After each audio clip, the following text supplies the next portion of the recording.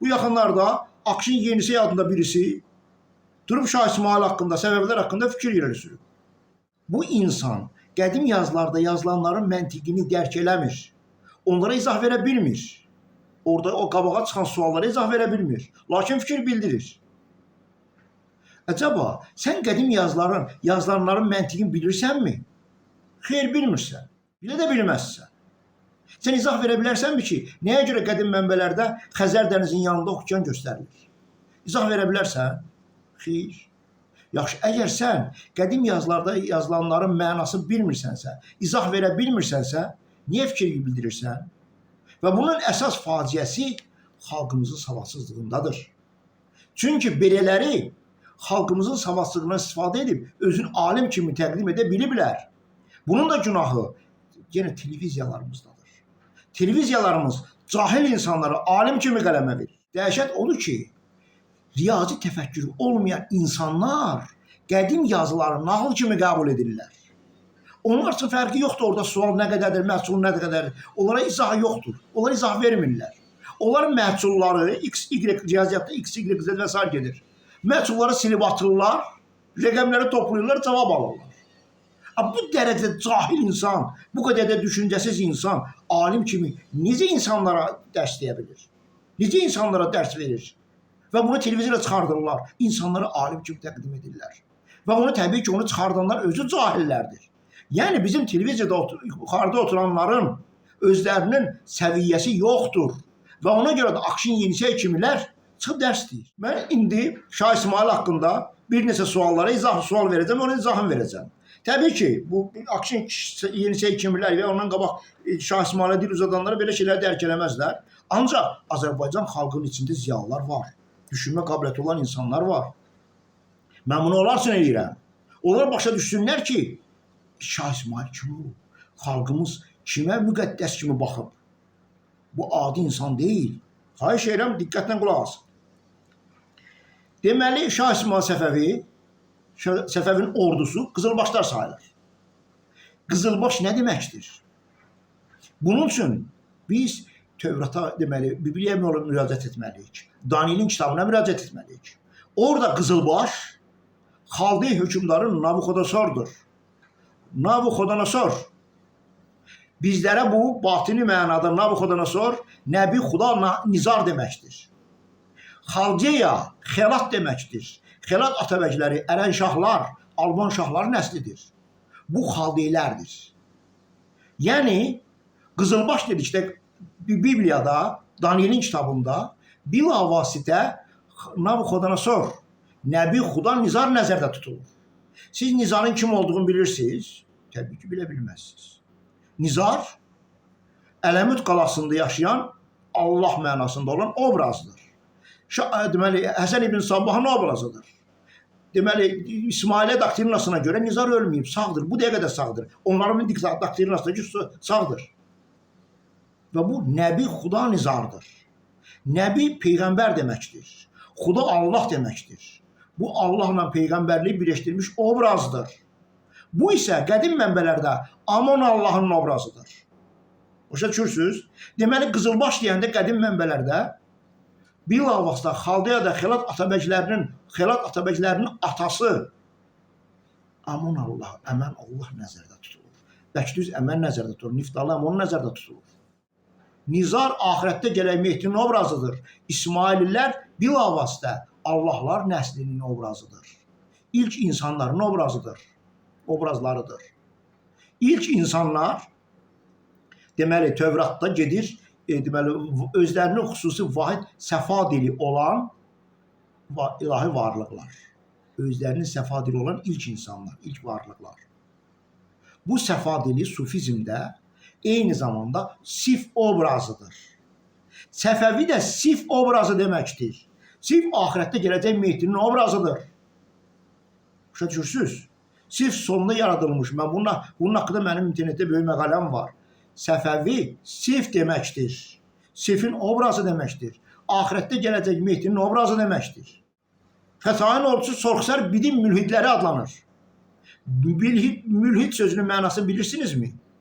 Ey Akşin Yenisey.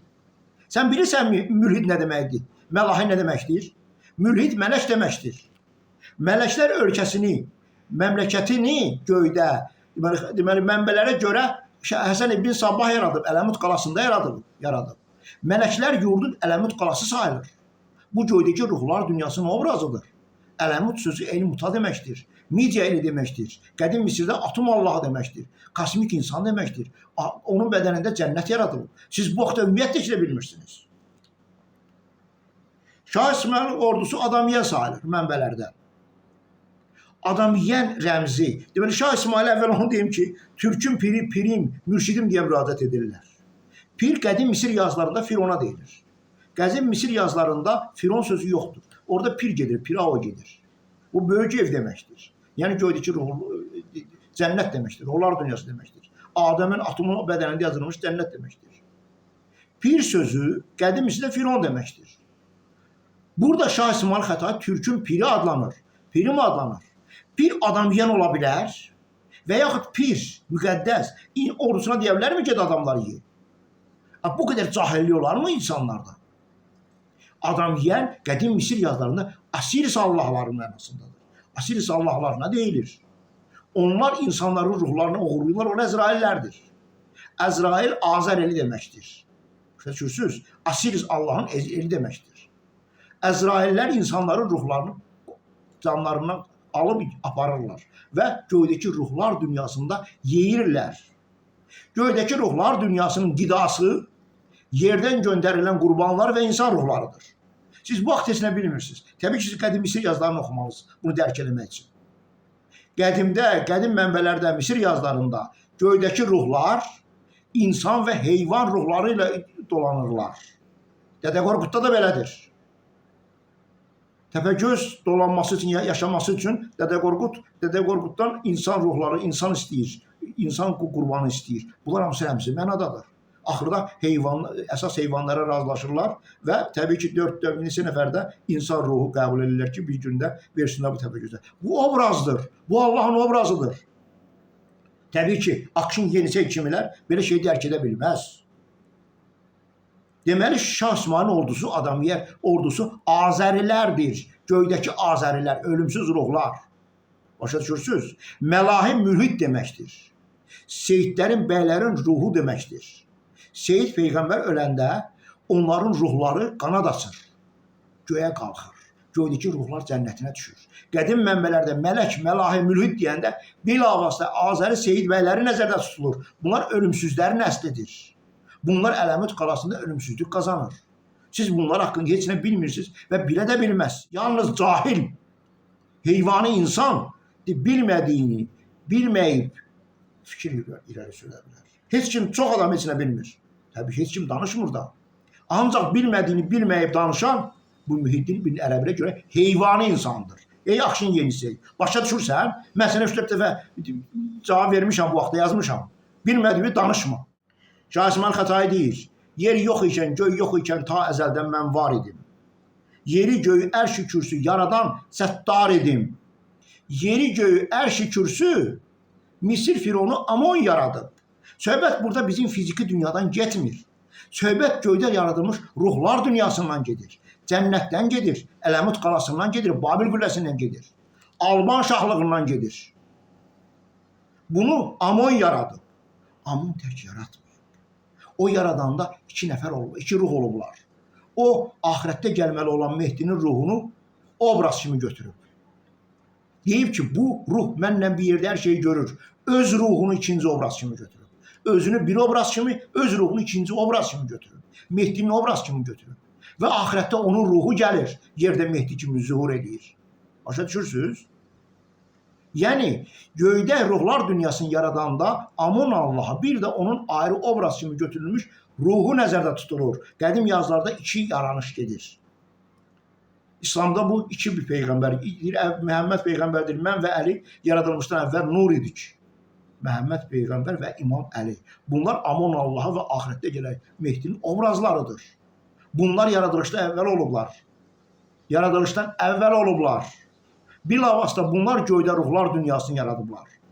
Kosmik insan yaradıblar, Asiris Allah'ını, atom Allah. Siz bunlar haqqında heç nə bilmirsiniz. Bilmirsiniz, oxuyun, öyrənin. Əbdi bəyin Təkamül Əxbər əsərində Şah İsmail Xətai açıq aşkar Mehdi Sahib Əzəman kimi göstərir. Və qeyd olunur ki, onun deməli gəlməsi Şah İsmail onun Mehdinin zuhur eləməsi kimidir. Burada yazılır. Və o Xətmi Ənbiya adlandırır. Axırıncı bir imam adlandırır. Axırıncı peyğəmbər adlandırır. Burada açıq yazılır da kişi. Burada açıq yazılır ki, Şah İsmailin obrazı axırda gələn Mehdinin obrazıdır.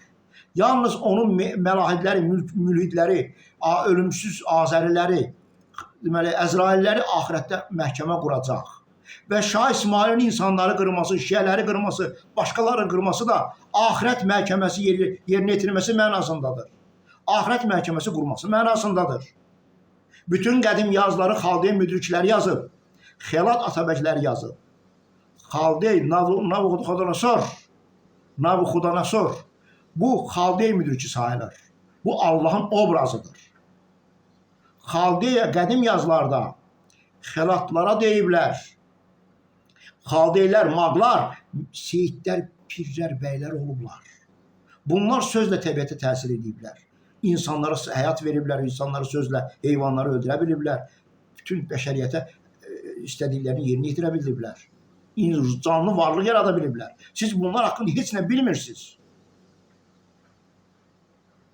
Şah İsmail Xətai 14 yaşında 14 ildə 14 ərazi birləşdirib. Təsəvvür edirsiniz, insan nə qədər düşüncəsiz olmalıdır ki, başa düşməsin ki, burada xüsusi 14 rəqəminin qeyd olunması rəmzdir. Qədim Misir yazılarında Azər Allahı axirətdə 14 hissəyə parçalanıb məhv olur. İşıqda parçalanır, onun ölkəsi, Azəri ölkəsi də 14 hissəyə parçalanır. Təbii ki, bu rəmzi mənadadır. Bugün Azər 14 yerə parçalanmayıb, bir neçə yerə parçalanır. Bəzi hissəsi İranda, bəzi hissəsi Rusiyada, bəzi hissəsi başqa Ermənistanda və s. Gürcüstanda və s. Ancaq bu obrazdır. 14 hissəyə parçalanma Azər, Asiris Allahının obrazıdır. Və axirətdə gələn Mehdi bunu birləşdirəcək. Azər Allahını dirildəcək. Yenidən Azərlər dünya hükümranlıq edəcək qədimdə olduğu kimi. Bu yazılıb. Dədə Qorqudda da yazılıb ki, kitab Dədə Qorqudda. Axır zamanda yenə hakimiyyət qayə dəyəcək, bu Osman nəslidir. Osman issi əman deməkdir. Yəni əman Allahın ruhu daşıyanlar. Şükürsüz, siz bunlar haqqında heç nə bilmirsiniz. Siz elə bilirsiniz ki, tarix, elə qədim yazıların yazdığı, xeyr, tarixin bugünkü insan həyatına aidiyyəti yoxdur. Çünki tarix sözü qədim yazılarda teurq sözüdür və bu tərikə yolunu gedən teurqlardır. Teurq göydə Allah yaradan deməkdir qədim Assur Misir yazılarında. Tarix bilavasitə Azər Allahının axirətə qədər və axirətdən sonra olan tarixi mənasındadır. Bunun indiki yazılan tarixlərə aidiyyəti yoxdur. Çünki sufilərə görə dünyanı Allah idarə edir. Əgər Allah idarə edirsə tarix ola bilməz. Ya Allah idarə edir, ya da insanlar özləri həyata keçirir. Siz elə bilirsiniz ki, bugün dünyanı insanlar idarə edir. Xeyr. Qədim Çin yazılarında yazılıb ki, axirət dövrünə yaxın rəmzlər idarə edəcək, yazılar, işarələr idarə edəcək. Çünki axirətdə İslamda dediyim ki, Əbəlfəzin qolları düşür. Aman Allah'a, kosmik insan, atom Allah'ı dünyanı idarə edə bilmir. Ancaq rəmzlərlə idarə edir. Şükürsüz. İdarə edir. Yəni, necə yazılıb elə də həyata keçir. Axirət dövrü yaranması üçün Azər parçalanmalıydı. Deməli, İsa Peyğəmbər deyir, mən bu keçən dəfə demişəm bu vaxtda. Azərin ölməyi, yəni Azər elinin ölməyi Allahın şöhrəti üçündür. Bunlar hamısı Allahın əvvəldən yazdığı yazıdır. Bu əzəl yazıdır. Şükürsüz. İndi bugün heç nə qanmayan insanlar, oxuduğunu dərk eləməyən insanlar gəlib bizim tariximizə, müqəddəs tariximizə, müqəddəs dinimizə dil uzadıblar. Sizin başınız işləməz. Axı siz ağlınızı başınıza yığın. Sizə bir dəfə dediniz və deyildi. Siz gəlib başa düşəsiniz axı. Kamil insan, heyvani insandan fərqi ondadır ki, buna bir dəfə deyəndə kamil insan başa düşür səhvi. Heyvani insan qəbul eləmir. Cəmal Rumi deyib, rəhmətli deyib ki, bir dəlillə 40 alimi yendim. 40 dəlillə bir cahili yenə bilmədim. Mən indi burada 40 dənə sübut gətirsəm, Akşin Yenisey kimi cahillər, dinşünaslar yenə dərk eləməyəcəklər. Çünki onlarda düşünmə qabiliyyəti yoxdur. Onlar başa düşmürlər ki, elm bütün suallara cavab verən məntiqdir. Təsəvvür edin 7-8 məhsullu tənlik. Sən bu tənliyin cavabını tapmaq üçün sən bu məhsullara izah verməlisən. Bu insanlar tarixi nağıl kimi qəbul edirlər.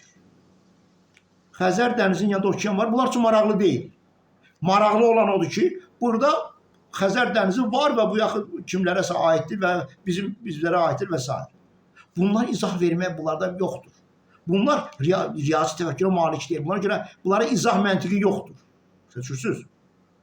Ona görə mən bu insanlara bildirmək istəyirəm ki, ay insanlar, ay xalqımıza, deməli, dil uzadanlar, yəni bu Azərbaycan xalqına, bu alimlərin çoxuna şamil eləmirəm.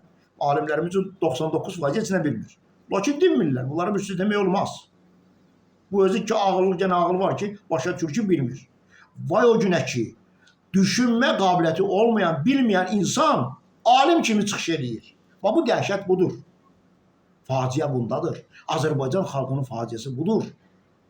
Görürsünüz? Alim kimi təqdim edirlər cahilləri. Heyvani, ərəbinin dediyi heyvani insan adlandırdığı insanları alim kimi təqdim edirlər. Onlar da ağzına gələnləri danışır, xalqımızı çaşdırır. Təsəvvür edirsiniz, cahillərin bir dəstəsi hərəsi bir söz deyib, indi İslam dininə inanmazlar, İslam dini hərə sağırlar. Mən bu vaxtda danışmışam. Ey Azərbaycan xalqının keçmişinə, dininə, tarixinə dil uzadan cahillər, dilinizi qoyun qarnınıza. Biz artıq öz tariximizdən xəbərimiz var. Biz öz tariximizi artıq bilirik. Mən hamısını açmışam. Bu mənim nəslimdir. Xelat İsmailləri Gilar bəyləridir. Əvvəldə gələn Allah da, axırda gələn Allah da bizlərə aiddir. Gilad İsmaillərinə aiddir. Başa düşürsünüz? Siz bilmirsiniz.